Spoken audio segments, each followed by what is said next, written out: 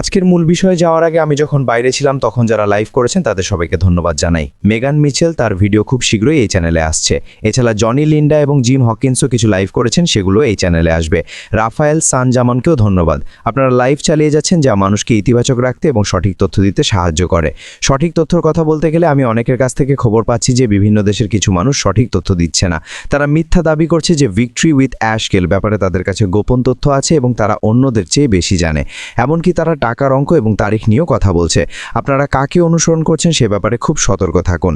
আমি আপনাদের 100% নিশ্চিত করে বলতে পারি যে ক্রিস, সুজি, জুলি বা আমি কেউই জানি না বর্তমানে কি ঘটছে। আমাদের সিইও অ্যাশ মুফারে এই মুহূর্তে সবকিছু নিয়ে খুব গোপনীয়তা বজায় রাখছেন। তাই কেউ যদি দাবি করে সে সব জানে, তবে সে সত্যি বলছে না। যখন আমাদের অনুমতি দেওয়া হবে আমরা অবশ্যই আপনাদের জানাবো। ততক্ষণ পর্যন্ত কারো বিভ্রান্তিকর কথায় কান দেবেন না। যাই হোক, এবার মূল আলোচনায় আসি। ভিক্টরি উইথ অ্যাশ আসলে কি? এটি একটি এক্সক্লুসিভ মেম্বারশিপ বা একচেটিয়া সদস্যপদ। যারা আমরা এতে যোগ দিয়েছি তারা সবাই এর বিশেষ সদস্য। ব্যবসায়িক ক্ষেত্রে এই ধরনের মেম্বারশিপের অনেক সুবিধা রয়েছে। এটি কাস্টমারদের ধরে রাখতে দারুণ সাহায্য করে। ব্যবসায় একবার কাস্টমার পাওয়ার পর তাকে ধরে রাখাই হওয়া উচিত 1 নম্বর আগ্রহিকার। এই ধরনের মেম্বারশিপের মাধ্যমে কাস্টমার ধরে রাখার হার 20 থেকে 50% পর্যন্ত বাড়ানো সম্ভব। এটি নিয়মিত আয়ের পথ তৈরি করে এবং ব্র্যান্ডের প্রতি মানুষের আনুগত্য বাড়ায়। এখানে নন পাবলিক বেনিফিট বা অজনসাধারণ সুবিধার কথা বলা হয়েছে, যা কেবল সদস্যদের জন্যই। এটি গ্রাহকদের মধ্যে বিশ্বাস তৈরি করে। আমরা যে এই মেম্বারশিপের অংশ, এতে অবাক হওয়ার কিছু নেই, কারণ এটি সাধারণ মানুষের তুলনায় আমাদের অনেক বেশি সুবিধা দেবে। একটি নিবিড় সম্প্রদায় তৈরির মাধ্যমে ব্যবসাগুলো বেশি অর্ডার পায় এবং মানুষের মুখে মুখের প্রচার হয়। গবেষণা করে আমি দেখেছি কেন শুরুতে এটি একটি প্রাইভেট মেম্বার ক্লাব হিসেবে রাখা হয়েছে। এটি ব্যবসায়িক স্থিতিশীলতা আনে এবং বারবার লেনদেনের ওপর নির্ভরতা কমায়। এখানে ভিআইপি অ্যাক্সেস বা ব্যক্তিগত পুরস্কারের মতো বিষয়গুলো থাকে, যা কাস্টমারদের অন্য কোথাও যেতে দেয় না। এছাড়া সদস্যদের সাথে সরাসরি যোগাযোগের ফলে তাদের চাহিদা বুঝে পণ্য বা পরিষেবা তৈরি করা সহজ হয়। এর আরেকটি বড় দিক হলো ব্র্যান্ড অ্যাডভোকেসি।